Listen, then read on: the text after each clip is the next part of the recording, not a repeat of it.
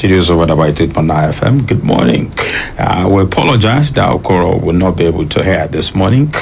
In lieu of that, we'll be bringing to you from now till noon a special interview program with the candidate of the People's Democratic Party in Ondo State. That is Eyitayo Jegede, Senior Advocate of Nigeria. From now till noon, we'll be talking about his chances in the election and so many other developments in the polity as well as in his party. My name is Major Daniels. Welcome to the program, sir. Thank you very much. I'm so grateful to be here. You contested in 2016. That's correct. And you could not muster enough votes to win that election. Though you had, some people say you did not have enough time because you had to go to court. There was that issue between you and Jimoh Ibrahim, who has now pitched his tent with the APC. What do you think has changed between now and then that makes you think that you could win the October 10 election? I'll start from the place you concluded. You did say, and I agree with you, that it would appear as if we had no time to campaign. Secondly, we could not muster enough votes. And then because we were contending again with Mr. Jimoh Ibrahim. Now, you said, what is different now? The first thing that is different is that Jimoh Ibrahim has now left the party, the PDP, and moved to APC, where he rightly belonged. And then you could see that it would appear, with the benefit of hindsight now, that it was part of the contrived efforts to stop us from getting into the saddle of power. That's the government house in Ondo State. Now again, you did mention it, and I agree with you absolutely, that we have more time to campaign now. And we went through our primaries. It was peaceful. I emerged, not because others are not competent or not because they're not qualified, but because the party delegates in their wisdom said, look, let's put our best leg forward. Let's give him an opportunity again to canvass for votes, and let us work with him in unity and with unanimity of mind to get to our destination. Suddenly, we have been able to sell our program to the electorate now more than before, more than 3.5 years ago, 4 years ago, because we now told them that they've seen it. They've seen the difference. When we were in government, that is about 4 years ago, they would know and they would recall that first, our health program was fantastic. It's unbeatable. And for example, we started with number 18 on the list of states' delivery rates. In other words, when you look at the number of deliveries in each state, then when we started, Lagos was first, Kano was second, and they were interchanging. And then you have other states, and Edo, you have Oyo, you have Rivers, and the rest of it. And we were just barely 19th position or 20th position. But by the time the the facilities were rolled out and the health program of that administration, headed by Dr. Mimiko, was unfolded, the delivery within Ondo State came to about the third or fourth, barely, that's trailing after Lagos and Kano. That is a reflection of an improvement in the health sector. Again, you would also recall that there was an addition university at that time, and then which the medical school in Ondo. Ondo, yes. And our people have now seen that the education system in the state has practically collapsed. There's a polytechnic belonging to Ondo State, located at Owo, the hometown of the governor. For the past 5 months or thereabout, the lecturers, they have not been paid. You will find out that that polytechnic, unfortunately, had gone down. Now, it had affected the economic life of those who are living in that area. It had affected virtually all the landlords in that area. It had affected in some way also the students who are supposed to be in that school. It had affected also the parents who are supposed to have their awards in school. It had affected the educational growth of Ondo State. It has brought us back, unfortunately. Now, our people would be able to compare. Are they better off now, or are they worse off? Now look again at our health sector. Again, look at the hospitals. Before now, you could walk into a hospital if you're young. You could get in there the access to Medicare, not paying so much. For those who require maternity services, you would walk into the health institution and pay something that is minimal, and then have free delivery, as it were. Right now, the fees have skyrocketed. Not to talk of the fees in the institutions, in the schools. And then you ask the people in SLB, for instance. SLB is a local government on its own, on water, and ask them what have they gained from this administration? What has been brought on board in SLB? Is it the footbridges that had been built 4 years ago? Have they had any footbridge now? Ask them, had there been attempts to provide water for them in Nigeria local government? When we're in government, we tried to do that, and we started with our to water scheme. Ask them, what have they given to Nigeria people? Ask them, what have they given to the people in Akoko? Ask them, what have they provided for our traders who are in the market? Ask them, our lecturers well off? Ask them, are those artisans who are within Ondo State getting the benefit of government? In other words, are they beginning the job now? Ask them if our jobs have not been exported to places like Oyo State, for instance. Ask them, and you can continue to ask them so many questions, on and on and on.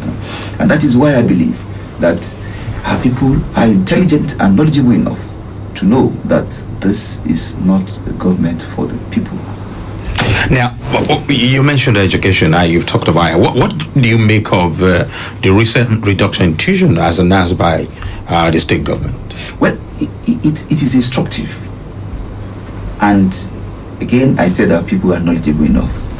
First, the so-called reduction is taking off about 20,000 naira thereabout from some of the fees imposed.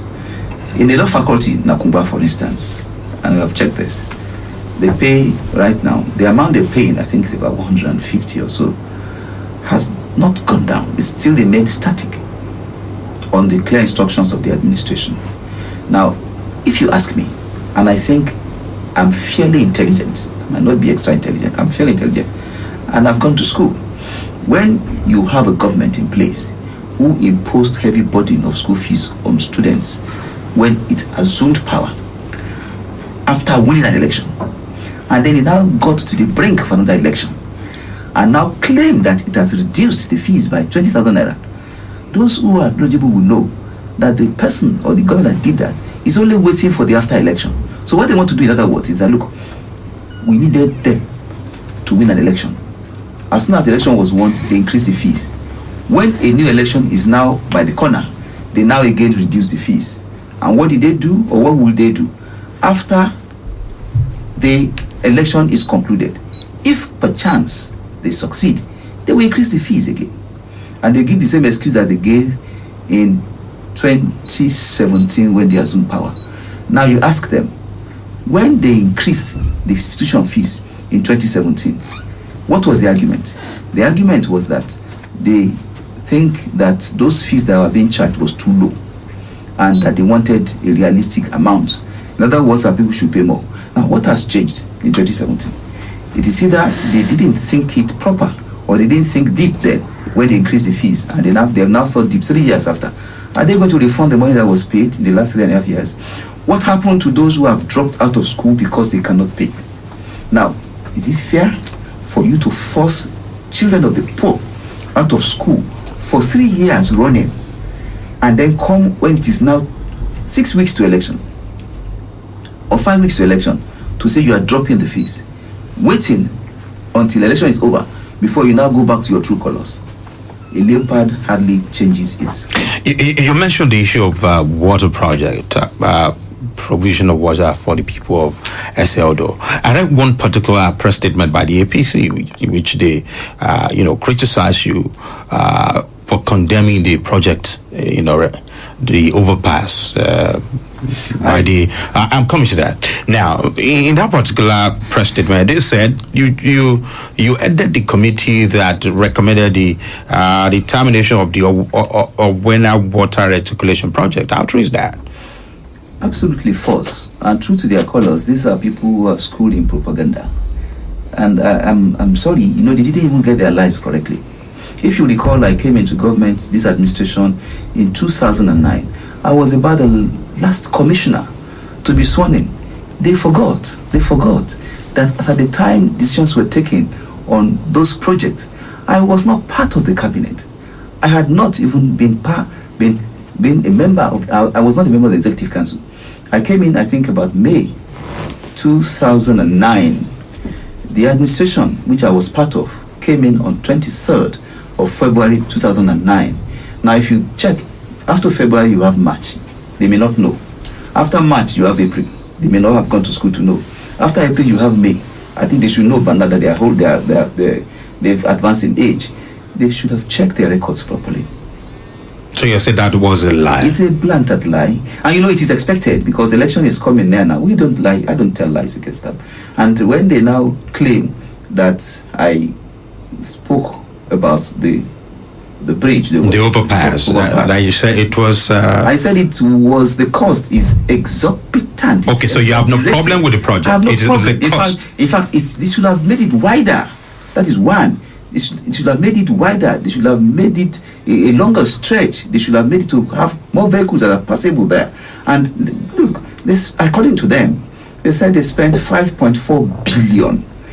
Look, that amount of money is enough to put at least 3 overpass in that place. We're saying that it is not a fair deal. We're saying that you could as well use part of those funds, I don't know who they pay the money to anyway, to do some other things for the people. Ore is central to the economic life of Ondo State. And Ore is important because you have a convergence of virtually all the routes on that place. Ore is like a mini Nigeria. Ore is big. Ore is the biggest ward in the entire state. So Ore deserves the best. Ore should not be used as an excuse or as a conduit. It is not fair to Ore people. And what I'm saying is that we'll do a better one for them. Are you implying that, apart from that, there could have been under the table dealings? I have not said that. I wasn't part of the deal, but because you say it was used as a conduit. As far as I'm concerned, the volume of funds that was spent on the overpass, single lane, just across the bridge, this overpass was constructed with machines, equipment, cement, gravel, iron rods. It's not as if you have marble or gold there. 5.4 billion. Look, go and check. How much was spent in constructing, which is still on, the road from Benin, that passed through Ore, that went to Ijebu-Ode, up to the Lagos-Ibadan axis. Go check what is the budget for the road construction of that part of the road from Benin to Ore, which is still. But these were different times. No, it's current. I'm talking about now. Okay, now. Okay. Now, I'm talking about now. That road is not concluded. Yes. And the amount that was budgeted, and I stand to be corrected on this, is not up to 5 billion for that part that they're constructing. And this runs into at least over 50 to 100 kilometers of road. Now, apart from the fact that you put roads so that the road can stand on the road, there's no other thing there, for God's sake. What is the length of that road? Now, when you ask anybody in the Akeredolu administration, they tell you that the governor has done well. He has constructed roads, and they mention roads like the one in Ikare, and so many other roads. In your own opinion, do you think that he has delivered on his promises? Let me say this. Why do we dramatize roads? Roads are constructed by local government, state government, federal government. If you have been to Ilara before, the entire township road, almost all the township, was built by a private person from private resources. Elizade built the roads there. Elizade is not making noise about the roads he built in Ilara, for God's sake. He's not making noise about the roads he built. It's an individual. So why would government, with our collective wealth, grandstand because it's building roads. These are things that we take for granted. These are things that should be done not as a matter of credit. But the administration you served in also did the same thing. The Mimiko administration also built roads. It did. And they publicizes it as well. What I'm saying in effect is that you don't grandstand on it. Look, Mimiko administration said, look, we have changed positively the health sector. We have changed positively the educational system. We have empowered our traders by giving them microcredit. Roads. Local government built roads. So if they said that or if you say that we built roads and we publicized it, then why were we spending so much on health? Because we want to save lives. Why were we spending so much on the educational system? Because you know that education is the basis of development. Now, apart from what you said, roads, what again? Ask our people, what again? They mentioned your industrial hub. It's one of the things that this administration has done. You know where I'm laughing? You find in the other axis the layout of the industrial hub. You find there also the power that was developed, the tripod, or what it's called, because it can you have there what do you call it now, diesel. You can use diesel, you can use gas, you can use petrol. That was meant to serve the industrial hub. It was done by that administration which I served, headed by Dr. Mimiko. So now what they're saying in effect is that they started in industrial hub. It's not true. It's not true. And those who are there are private investors, to my understanding. So if the government has the plan and the layout, and it went ahead to provide the most essential requirements for an industrial outlay, which is power, which is energy, and it's there standing, and you met it there, you now claim that you are the one that did that provided the industrial hub. They said they brought in investors. People bring in investors every time. You don't think they deserve commendation for that? I have no problems with that, absolutely none, because it's what is expected of God. Let me tell you a story. There was a time that somebody was being honored, and it was announced that because he found money in a taxi and returned it to the owner, and he was being celebrated. And the white man said, what were they doing? They said somebody found money and returned it to the owner. The man asked, what were they supposed to do? What was the man supposed to do? You know, unfortunately, by the trajectory fashioned out by some people, those things that need not be celebrated are being celebrated.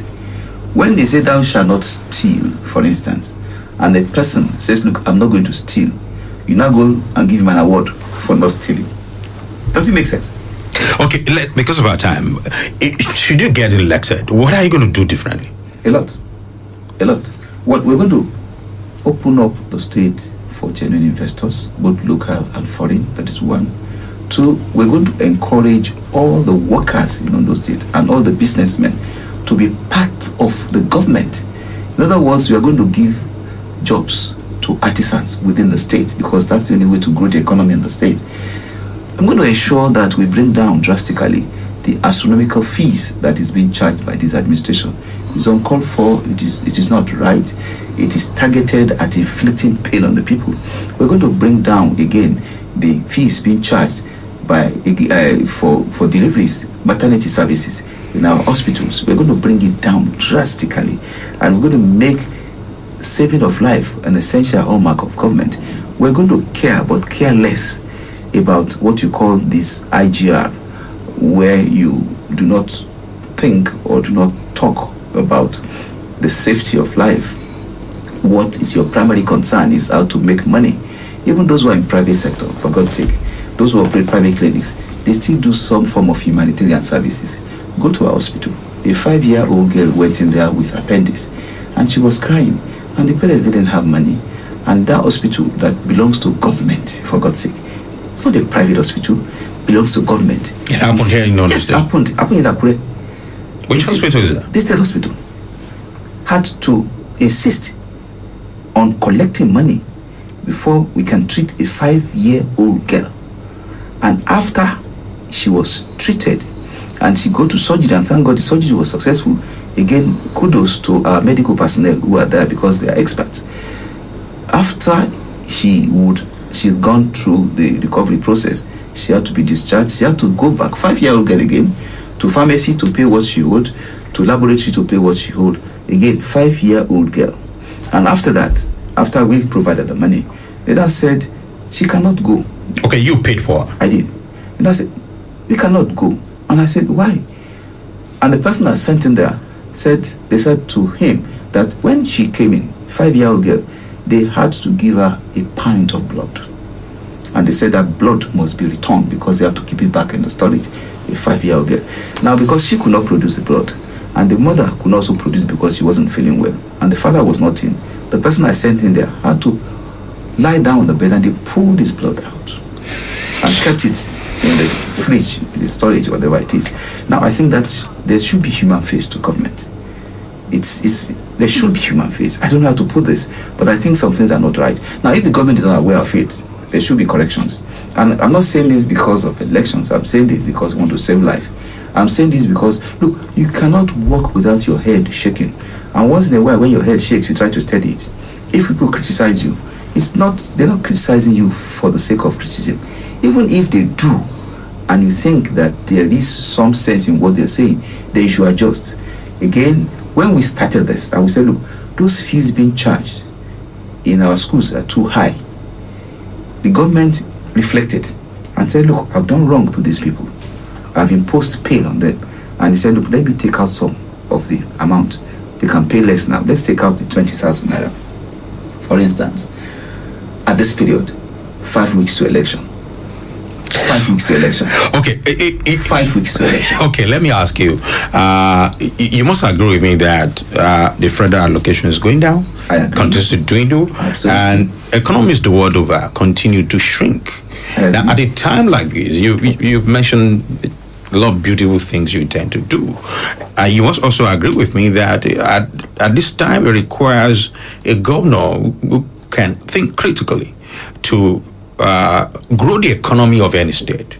How do you intend, should you win this election, to grow the economy of Ondo State and generate revenue? It is important that we identify our strengths in various local governments that we have. What are those? Our strength is the tourism sector. The tourism sector is something that is enduring by all means. It's a sector that can bring in funds. It's a sector that can act as leisure and can also act as a basis for bringing in funds. You have the coastal belt in the southern part of the state. We have the longest coastline, and all along, all of us have agreed that, look, you can draw on investors there. You can locate 1 or 2 industries. For instance, the Olusegun glass factory that went down, you could replicate something new there because the raw material is there. That long stretch of coastal bed can also be utilized to bring in tourists along the area with the attendant effect of bringing in some little bit of money. You can also look at the Akoko axis where you have the marble stock.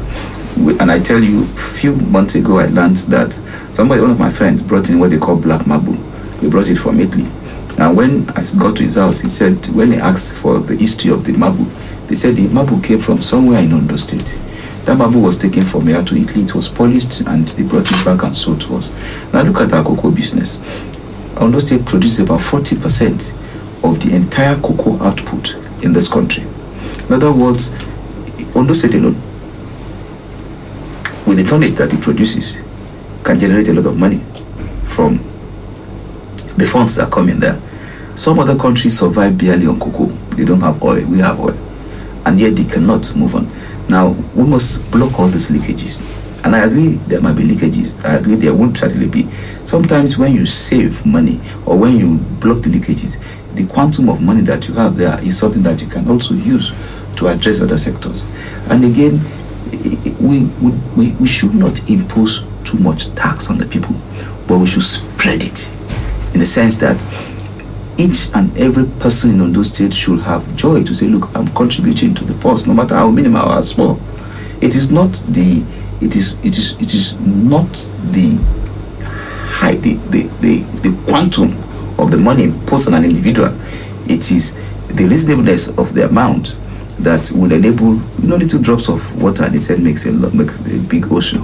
Then you also have a good number of our federal establishment or banks who are not remitting the money that is due to the state government.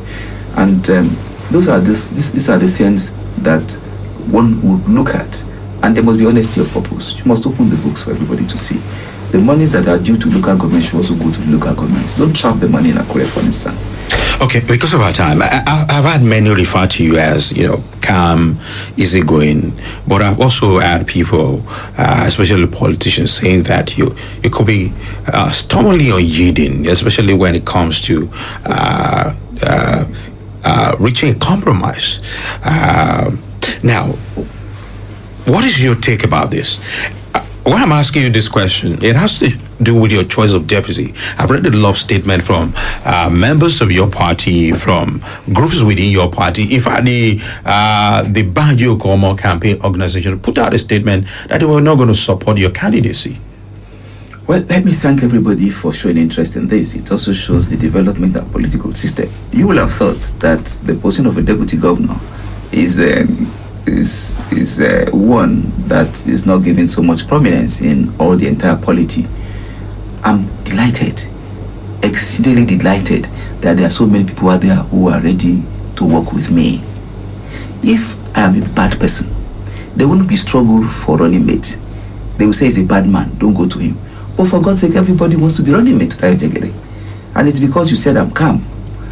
But they said you're stubborn. You could be stubborn. And someone else say, should you become a governor, you may not listen to advice, good advice. I will listen to good advice. I will not listen to bad advice. I will listen to the people. I will go to the market and listen to the market woman. I will go to the traders and listen to them. I'll go to the farmers and listen to them. I'll go to the politicians also and listen to them. But when it comes to the collective interest of the people of Ondo State, there's no compromise. There should be no compromise about the welfare of the people and the best governance in this. Let me ask you this. Let me conclude. And I'm sorry about this. Look, it is not true that one is unyielding. It is not true. In taking decisions, let me say this, and in form of education. I had a chance to have presented a running mate 2 days after the primaries. But I thought in my wisdom that, look, we should sit down together. I can plot and get ideas from Mr. A, Mr. B, Mr. C, Mr. D. Thereafter, you take your decision. That's the hallmark of a leadership. So you consulted everybody? Everybody.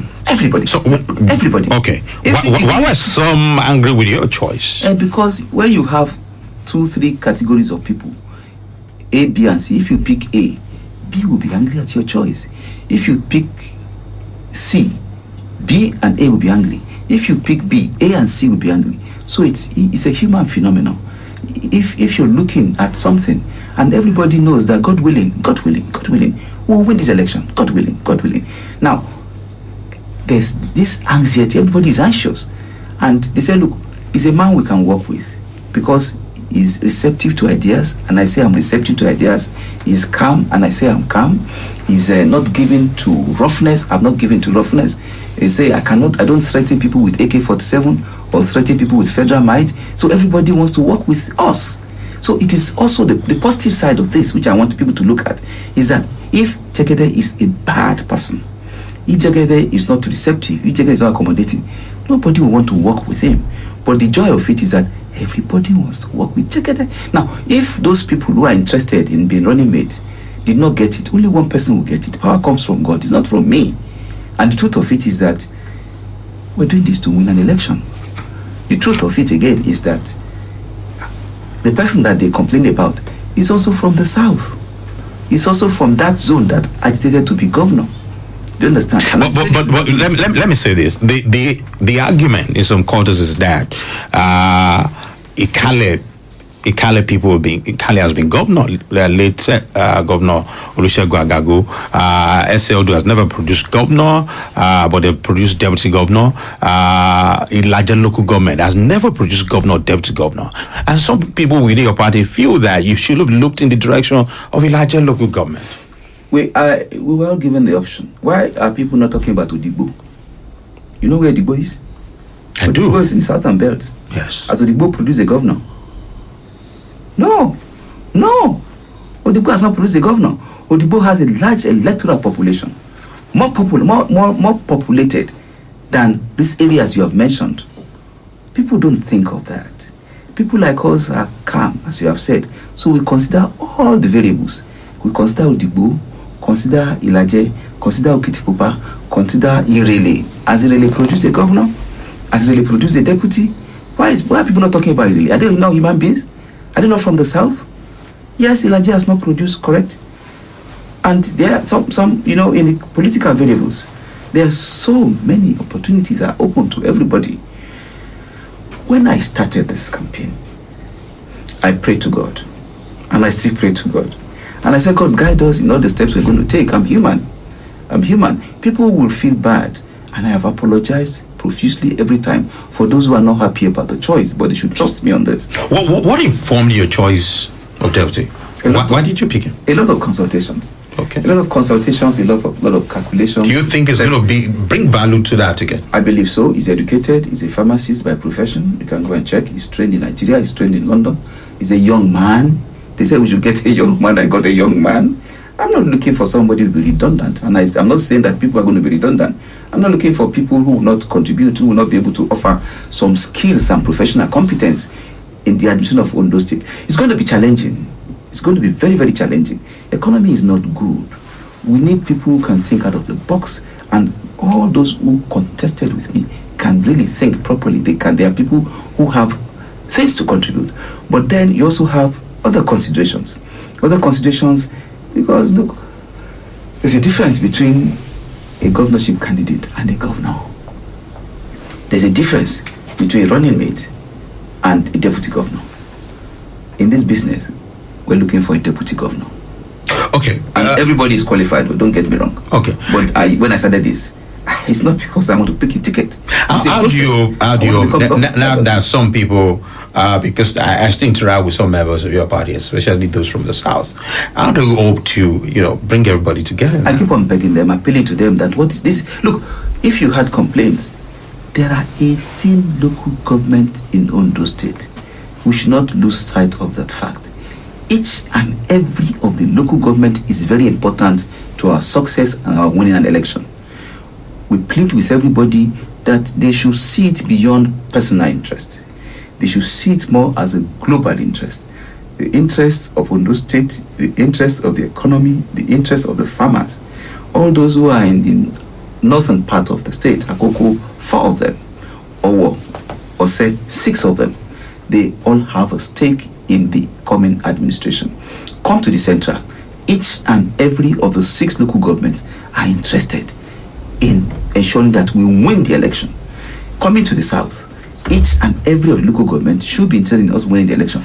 And if there is a grievance, and we say, look, let's sheath the sword and let's continue to work so that we can win this election. And I tell you this, if there are issues in one local government, or even one vote, we will go out and look for that vote. Okay, because of our time, I'm sure people who are listening now will want me to ask you this question. What happened with Abolajai? Some people said he shouldn't have been allowed to leave the PDP. That happened because of your inability to shift ground. I don't know if you've had that. No. That's Have you had that? Not exactly. Not in the form in which you put it. Okay. It was said that I didn't consult with him.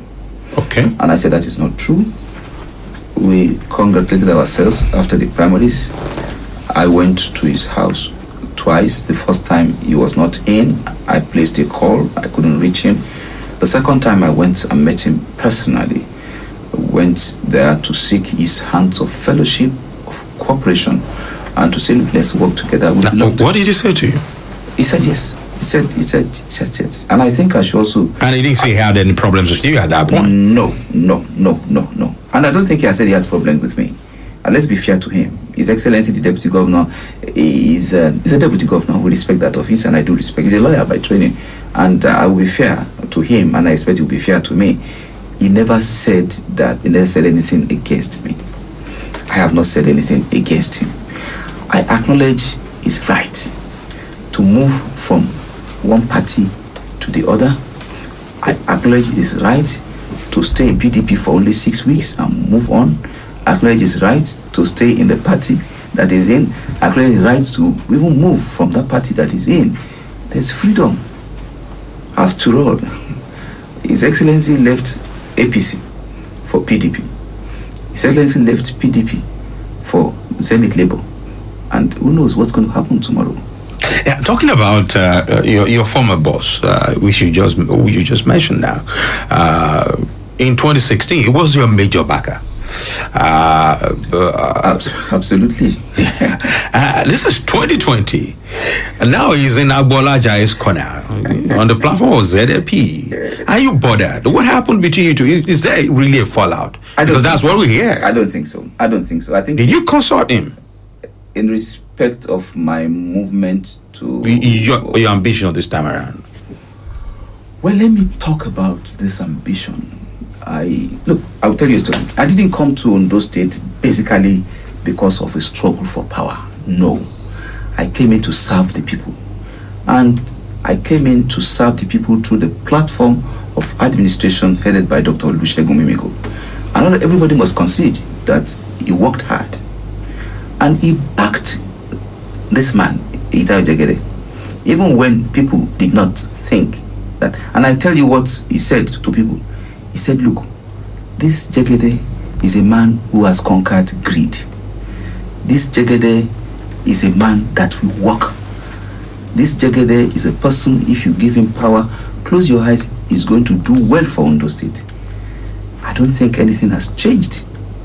But then, like I said earlier, the political dynamics of our state and in the country entirely compels people to shift political parties. As at the time I was contesting 2016, Dr. Mimiko was in PDP. Before then, don't forget, they were all in Labour Party. Yeah, I remember. Yes. And thereafter, Dr. Mimiko moved to Labour Party. I stayed in PDP. Thereafter, Dr. Mimiko moved to Zenith Labour. I stayed in PDP. So, by common sense. But did the two of you remain close? Yes. Up till now? Close, when you talk about close, yes, because you were pretty close when you were in government. Close, we were in government. Look, I was commissioner for justice at the Attorney General. People say you were not one of those people who were very close to him at that time. Let me tell you a story. When I joined the cabinet in 2009, I was probably the only person that was not in Labour Party. I was probably the only person, the only face that did not know the Mimiko's Labour movement as at that time. And this is in fairness to him. I was searched out. I was recommended because Dr. Mimiko believed that you need a person that, you have said it before, who is calm, who is knowledgeable in his profession, who will be able to say apply the brakes when the brakes are not there, who will be able to stubbornly say that this is not right, this is right. Now, if people consider my honest advice and position in respect of the role I played as the Attorney General to say, look, this is what the law says, we don't go outside the law. And I think that is part of the admiration that some people have for us. And I'm not saying this with any arrogance. I'm saying this because in 2016, I said what was said about me. And I don't think anything has changed. I've still remained the same person. So anything I do, I try to give my best. Even when we do politics, this one. And I must say that I'm not a professional in politics. I'm just a person trying to serve the people of Ondo. And I want people to see me as such. It's not about thirst or hunger for power, no. It's about thirst and hunger for service. It is not about seeking office for the sake of seeking office. It's because we have something to offer. When we were in the cabinet and we sit like this in 2009, I was probably the only person that Dr. Mimiko did not know so well or did not know at all before I joined the cabinet. But after some time, because of what we're doing in the cabinet, the contributions, what you have to offer, your diligence to work, your honesty, your forthrightness, even when everybody appear to be doing, it's good. I say, look, sir, it is not good. And in fairness to me, will listen. And I think that may be, and I say this with all humility, and I say this with all due respect to him, sir, that might have endeared me to him. But are you bothered now that is not in your corner? I am bothered by any person who is not in the corner of Eyitayo Jegede. But I also realize that we have numerous political parties. I don't want anybody to go face a problem because of a particular person. And I want to also acknowledge that different political parties have a right to bring in their candidates. That's the beauty of democracy. But I also know that inside each and every one of us, there's innate friendship. There's a lot of respect. And it's either way. And there's also friendship. We read at some point that, during this process that you met with him. Was that to tell him that you were running? Of course I did. Mm-hmm. I want to tell him, my former boss, Dr. Mimiko, that this is your man. What was his disposition? Well, I don't think it would be fair for me to now be saying on the public airspace what transpired between myself and Dr. Mimiko. I think it is enough that you know that I went to meet with him. He's a former governor, for God's sake. I have no quarrels with him. He doesn't have any quarrel with me, for God's sake. So, there's nothing wrong in visiting Dr. Olusegun Mimiko. And I was extended all the courtesies that a young man like me would be happy with. And we spoke extensively. And we left. I parted on a very good note, friendly note. Okay, because of our time. There's this saying in your hometown, Akure. They say this, and I've heard it from several people. Akure Nikon. That's the turn of Akure. Though I don't speak your dialect. But people say that when it comes to delivering joint elections, that your people, the people of Akure, I'm not talking about the resident, that oftentimes they are found wanting. It's all talk and no action. I don't think that's fair. I don't think that's also a fair statement. Let me say, and I acknowledge your knowledge of Akure dialect, or non-knowledge of Akure dialect. It's not Akure Nikon, Akure Likon. And it's something you hear in a lot of places, and it does not mean that this is for Akure alone. No, it does not mean. What I think the message conveyed is that, look, we also have a right to it, just like every local government in this state has a right to that. And when it comes to support, Akure people are very hospitable people. Akure people are also very fair people, and they are very intelligent, just like other local governments, and they are not given to going against any person. You recall, in our political history, there was one of our leaders who ordinarily would have become a governor at some point in time, and they said in the times of the old UPN, they said, look, it's your turn, come and become governor. And he said, rather, I would not want to become governor for some private reasons. I would rather prefer you to give it to an Akoko man, that is Adefarati. And Adefarati became a governor by that singular friendship between Akure and the Akoko people.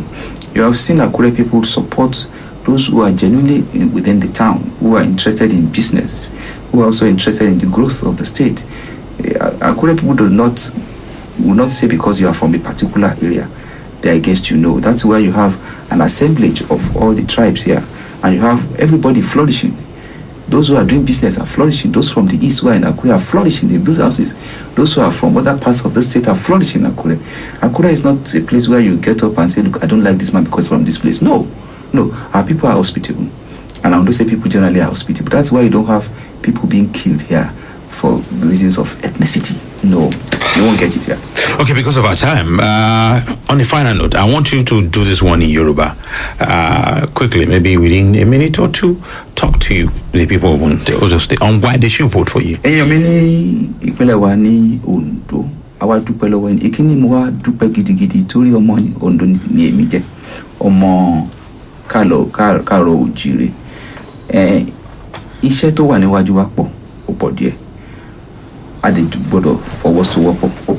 Bí nǹkan ṣe ń lọ kò dáa tó, kò tẹ́ èmi lọ́rùn. Inú mi ò dùn pé àwọn ọmọ wa tó yẹ kó wà níléèwé wọn sí níléèwé torí owó gọbọi tí ìjọba ń gbà. Inú mi ò dùn pé àwọn tó yẹ kó gba ìwòsàn olówósàn gbà torí owó gọbọi tí ìjọba ń gbà nílé ìwòsàn. Inú mi ò dùn pé àwọn ọ̀dọ́ ò ríṣẹ́ torí ìjọba tó wà lóde kò fún wọn ní ààyè púpọ̀. Inú mi ò dùn pé èrè oko tí àwọn àgbẹ̀ wa fojú sí kò wá bó ṣe yẹ kó wá torí ìjọba tó wà lóde ò fún wọn ní ètò yẹ kó fún wọn. Inú mi ò dùn pé àwọn tó yẹ kí fowó ṣòwò wọn rówó gbà torí ìjọba tó yẹ wà wọn fún wọn lówó tó kó fún wọn. Inú mi bá dùn kí gbogbo ìnira kó kúrò. Inú mi máa dùn tí àwọn ọ̀dọ́ bá lè ríṣẹ́. Inú mi bá dùn pé gbogbo ilé iṣẹ́ àdáṣe tí ó yẹ kó wà ní ìlú gbogbo wọn ló wọlé. Ìdí tí a fi fẹ́ díje a ṣe torí ara wa, à ń ṣe torí ìlú ni.